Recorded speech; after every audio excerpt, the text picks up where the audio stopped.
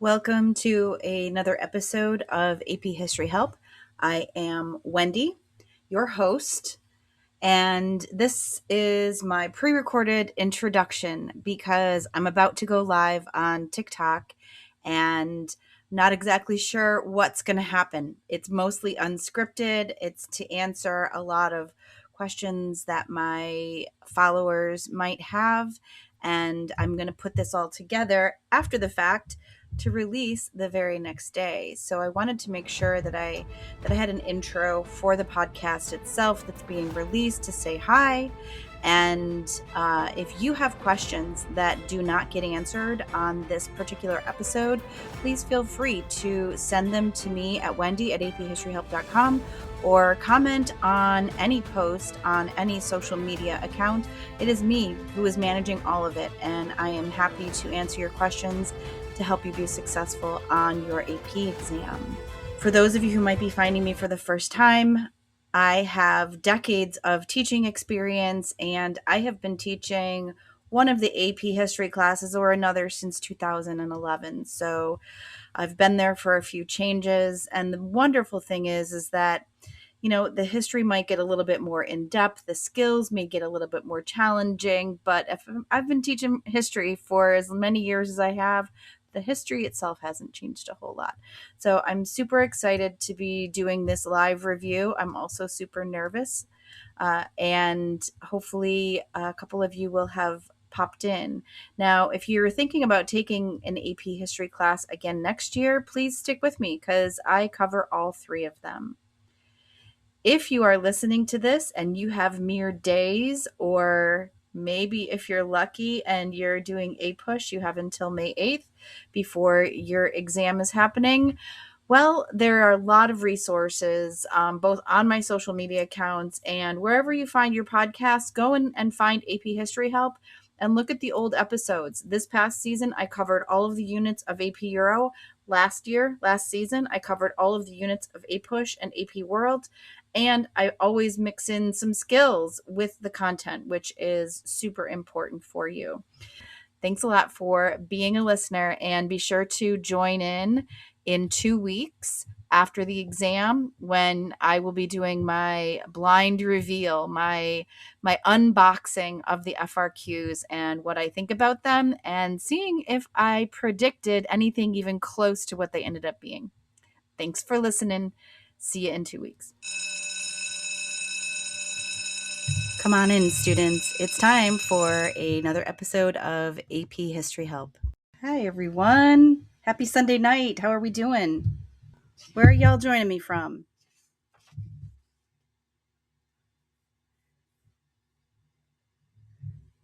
I'm here in, well, it's not sunny anymore. Sunny Tampa. It was sunny today. Anyway, I'm going to get on. I want to make the most out of my time. And if at any point in time you want to share the name of the course that you're taking, is helpful when you ask a question sometimes. But for those of you who are with me right now, what is the scariest part of your AP, the exam that's coming? What are you most scared of? I'm going to go over a few things to review for the exams, whether you're taking AP World, APUSH, or AP Euro. And I'm going to try to address your comments as they come up. I'm scared I won't pass. Well, I'm glad you're here. That the fact that you're doing something to try to make it better makes a big difference. Gabby says, I'm taking AP World History. I'm worried about the timing, and I don't know how many specifics I should know. For AP World, you don't have to know a ton of specifics, kind of just know like the big picture developments. And the best way to work on timing is to practice. How to write an SAQ. Okay. From California. It's early where you are. Euro, those essays. Yeah, the Euro essays I think are the hardest of all three classes. I'm going to go over the essay. I'm going to go over all of the things in the next 20 minutes or so, but feel free to drop your questions in the comments and I will address them either as they come in or when I'm able to. Now, I know you guys, most of you know, it's a long test, 3 hours and 15 minutes. If you've never taken an AP history test before, warning, it's going to be one of the hardest tests you ever take in your life, certainly in high school.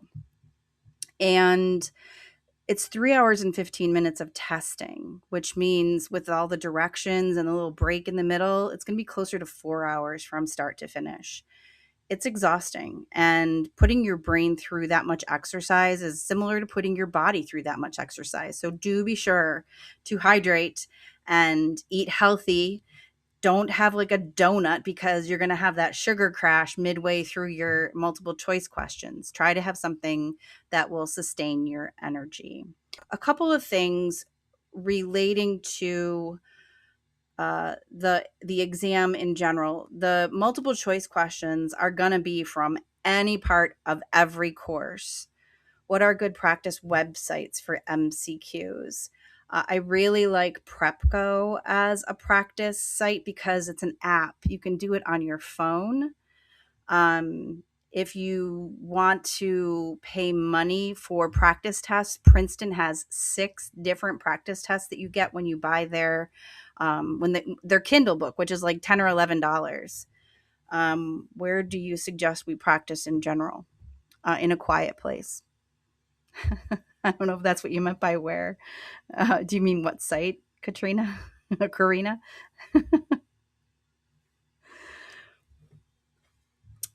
Yes. Okay. Yeah, PrepGo, I would put them at the top of my list because you can access it from the computer, you can access it from an app. There's also Albert.io and Fiveable. Those are also good places to go for practice, for overview. They're kind of tried and true. They've been around for a hot minute.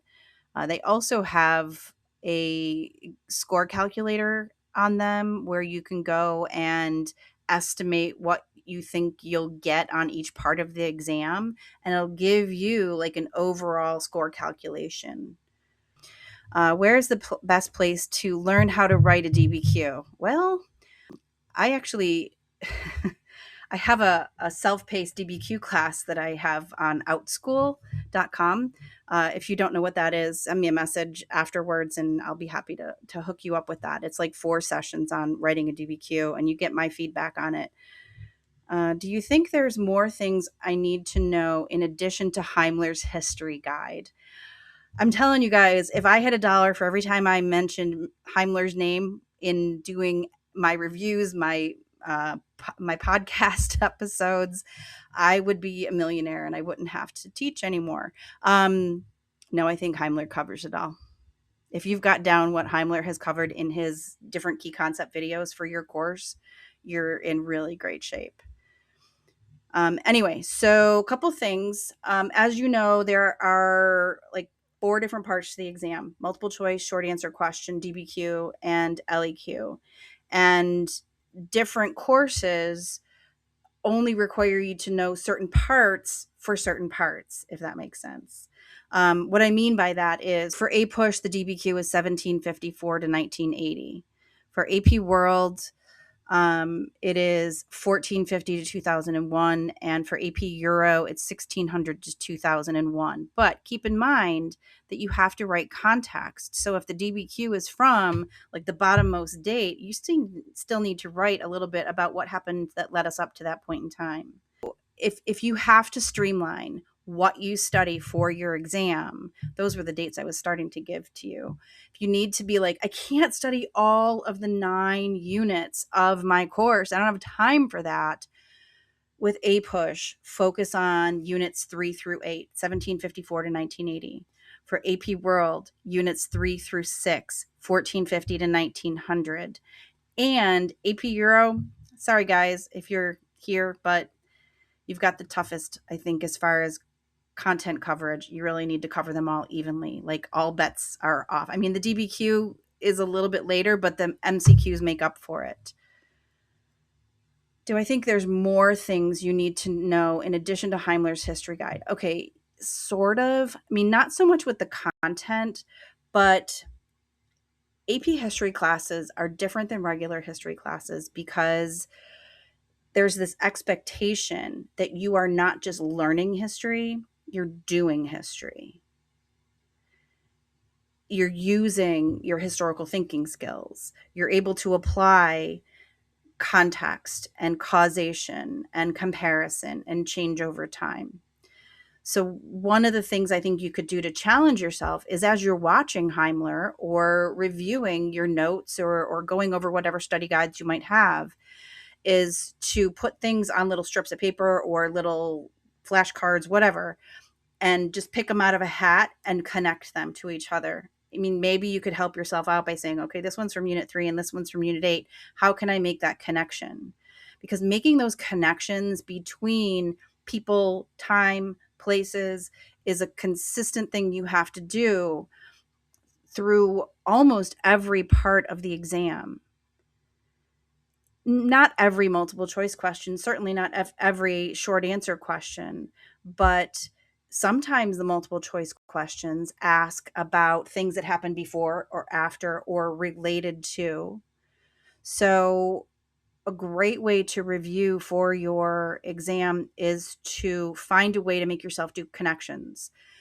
A really great activity that I've done in the classroom, and I know other teachers do it because they post pictures of it because it looks really cool, is hexagonal review. I don't know, guys, if anybody out there has done hexagon review, where you write phrases, words, people on a hexagon, and then you connect, like anything it touches has to be connected to it. Let's see. What tips would you give us? Joyce says, what tips would you give us to prepare for the AP World exam before May 7th? What should we be doing? Stay with me, Joyce. This is what this entire live is about. During that final week. Okay, I'll come back to that. Units 3 through 6 for AP World, for like if you only have to focus on a certain part of the course, focus on 3 through 6 if you don't have time to study at all. Is Note good? Not really familiar with Note. I have my AP World mock final DBQ portion tomorrow. What should I review? Do you have any idea what the topic is going to be, VM 211? Where should we be right now in review for AP World History?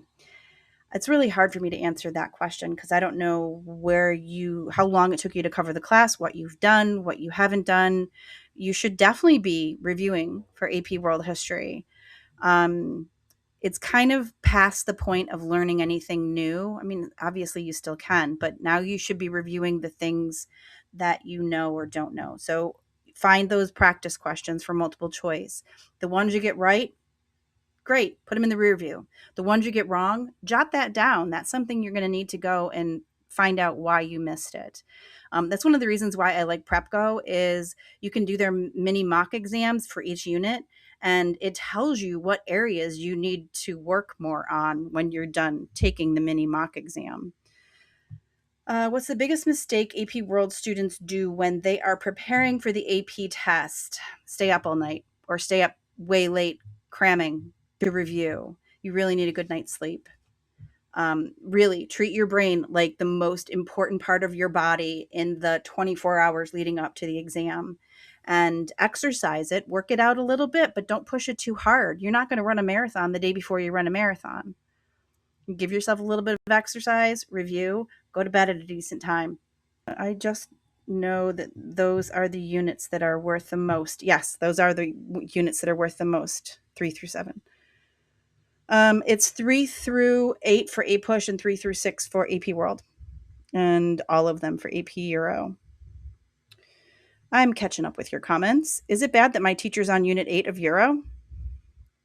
I don't want to throw your teacher under the bus. It's not horrible.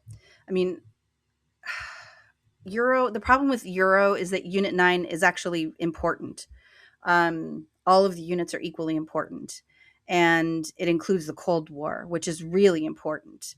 If you're taking Euro and you have taken World, Cold War kind of gets covered there. But if you're taking Euro and you've not done world history before, you need to do a crash course on the Cold War. I got a 30 out of 55 on the 2020 practice exam on College Board. 42 out of 55. That's good. Both of those are fine. If you find an AP score calculator like on PrepGo or Albert.io, if you enter those numbers into the score calculator for the multiple choice questions, both of those scores are going to get you at least a 3 as long as you don't totally like leave the written parts blank. So 30 out of 55, there's a huge curve on these exams, you guys. I don't know if you heard that yet, but it's largely curved. Yeah, the best way to figure out what your score should be is to go to one of those score calculators, PrepGo or Albert.io, and enter in what you think you're going to get out of 55 multiple choice questions. Out of there's 3 SAQs that have 3 parts to them, so each one is worth 3. And the first 2 are based off of sources, and then the third one you pick between 2 questions, one from earlier in your course and one from later in your course. So it's a total of 9 points for the SAQ. The DBQ is out of 7, the LEQ is out of 6.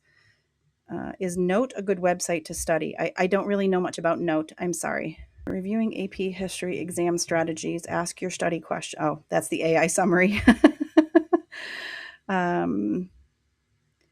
Karina's saying that she heard it's badly made and not accurate at all.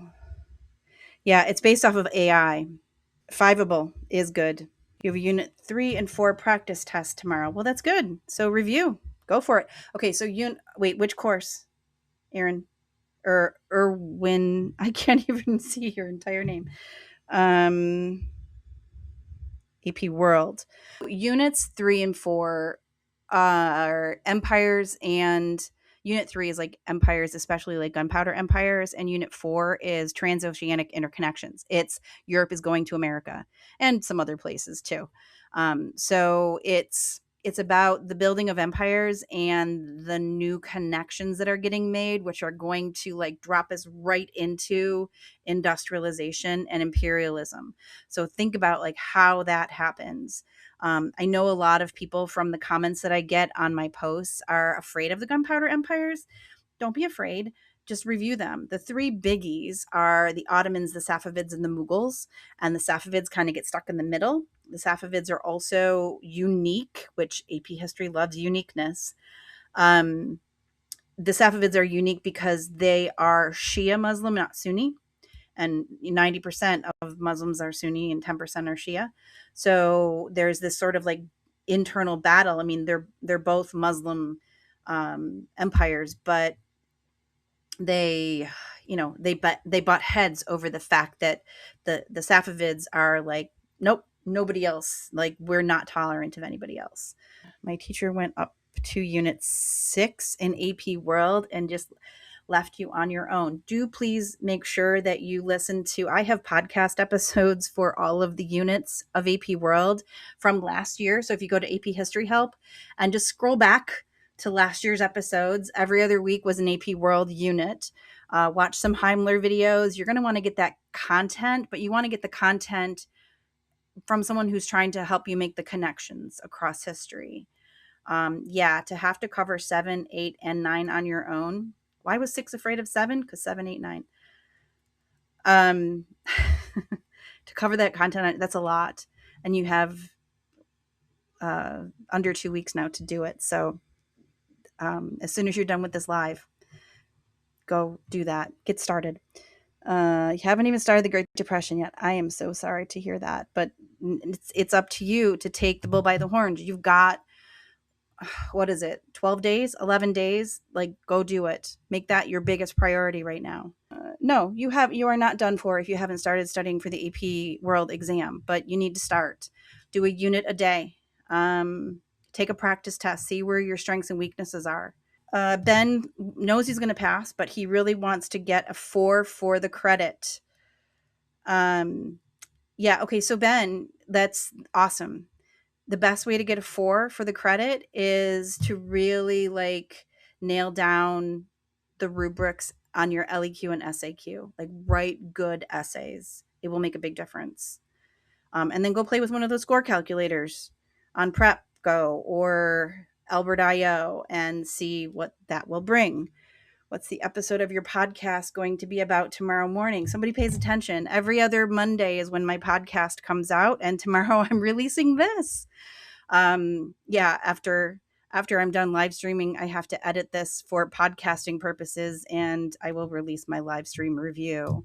But then in 2 weeks from tomorrow, after y'all are done with your exams, I'm doing what I call my unboxing of the exam episode, where you'll see me look at it in real time and react to the different written prompts for the exam.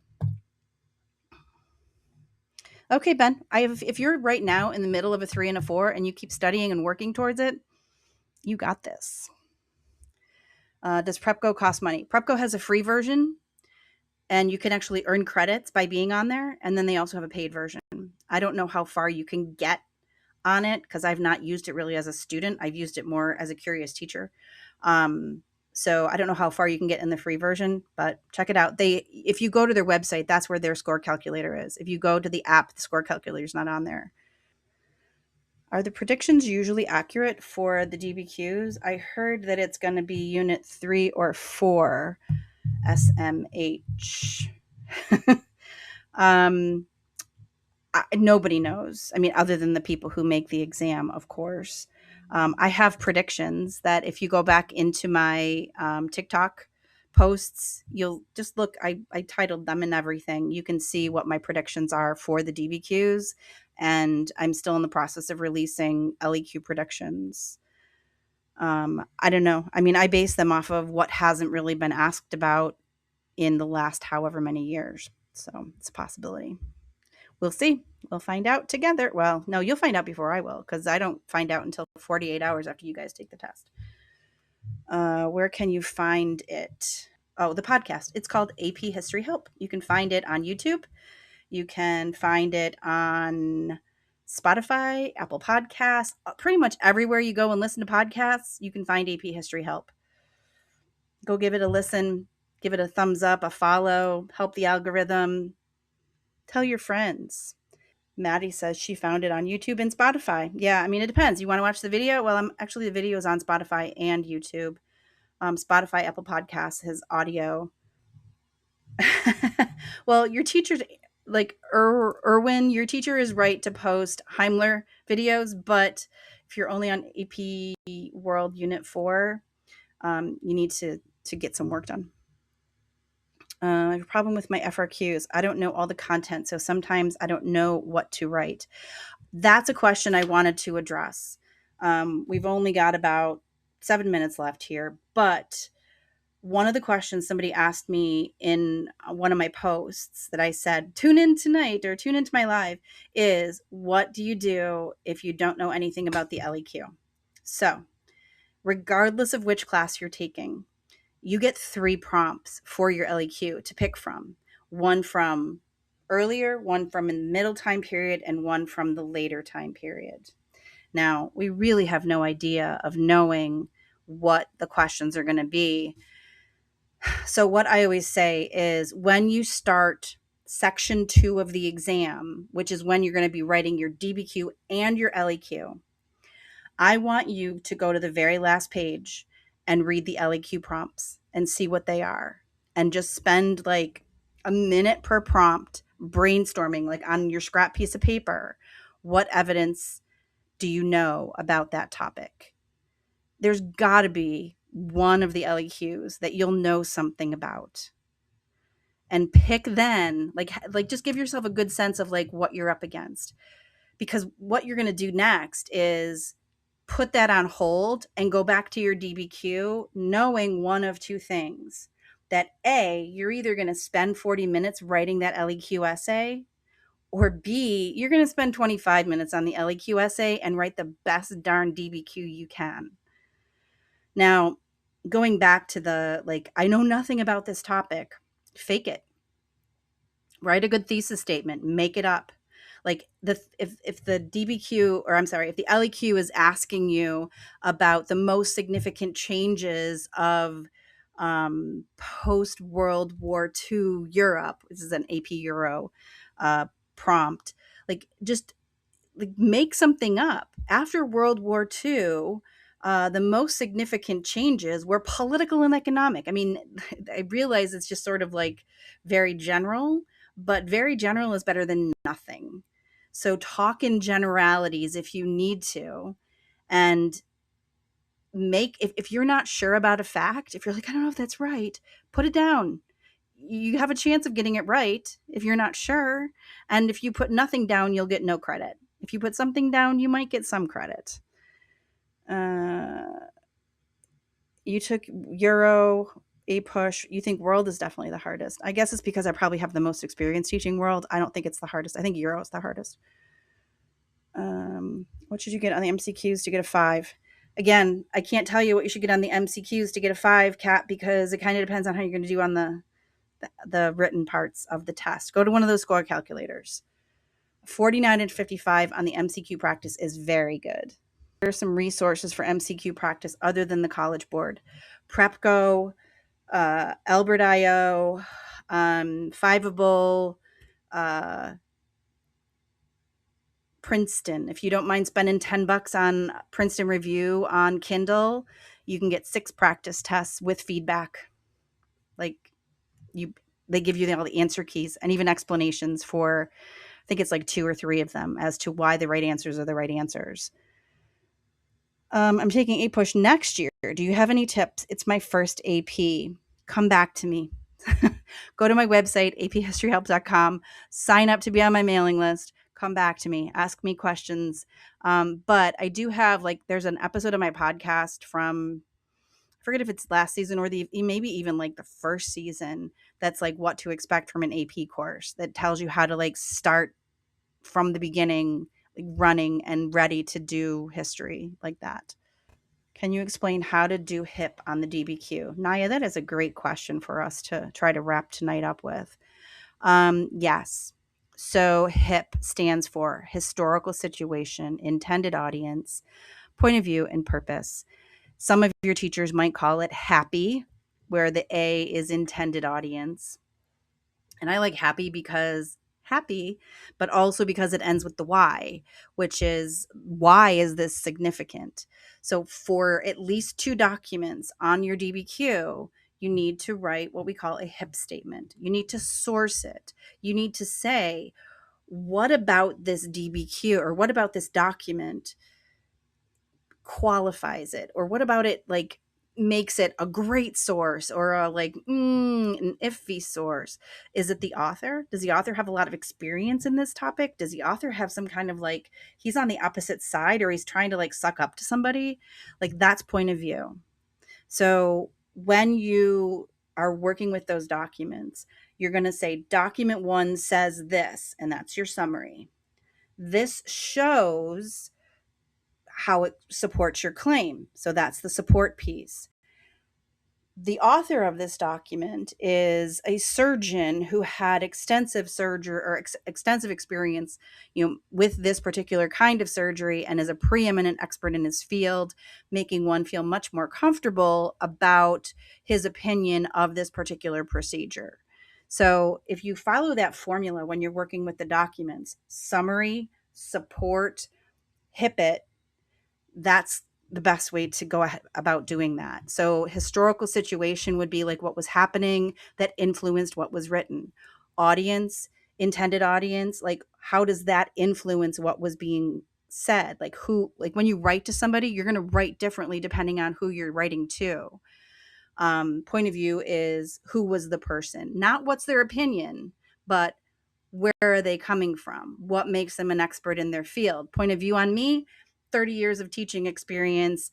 I've been teaching AP history since 2011, right? So that makes, I'm going to stay and watch her because she's got experience. What was the other one? Purpose. Why was it written? And how does why it was written influence what's being said? All right, everybody. I have been on here for 30 minutes. For context, does it need to be in the same time period? No. Context is usually, it can be in the same time period. Context is usually backing it up to what happened that got us to this place in time. Dutch Golden Era for AP Euro, 100%. All right. Can you overview all units? I'm going to do AP World starting tomorrow on my TikToks and socials. So follow me and you'll get an overview of all the units. I have 3 courses and 9 units, so I can't not definitely do that right now. LEQ reminders. The easiest thing to remember about the LEQ is don't forget the historical thinking skill, causation, comparison, or changing continuity over time. Like you have to, for that analysis point, that's how you're going to get that. All right, everybody, I got to fly because literally I got to go pick somebody up from the airport. So thanks for joining me. Have a great night. Make sure to follow me. And with that, this episode of the AP History Help podcast is now history.